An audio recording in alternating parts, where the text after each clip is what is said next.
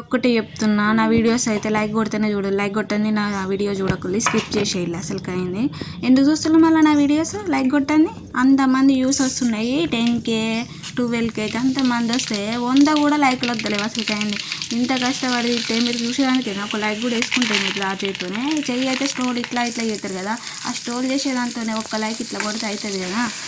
ఇక్కడ చూడండి కదా, అయితే తోటకూర కర్రీ అయితే ఉంటున్నా, ఎట్లా ఉంటుందో చెప్తే మీకైతే ఫస్ట్ అయితే దాన్ని అయితే క్లీన్ చేసుకోవాలి. మంచిగా ఉసికి గిసికి అంటుంటుంది, దాన్ని చేసుకొస్తే గంట పట్టింది నాకైతే.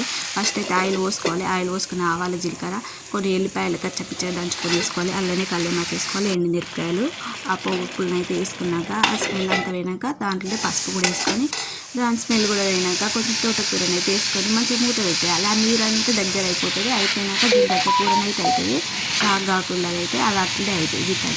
ఇది టేస్ట్ అయితే సూపర్ ఉంటుంది. లాస్ట్ అయితే కొత్తిమీర వేసుకొని అయిపోతుంది కూరని అయితే.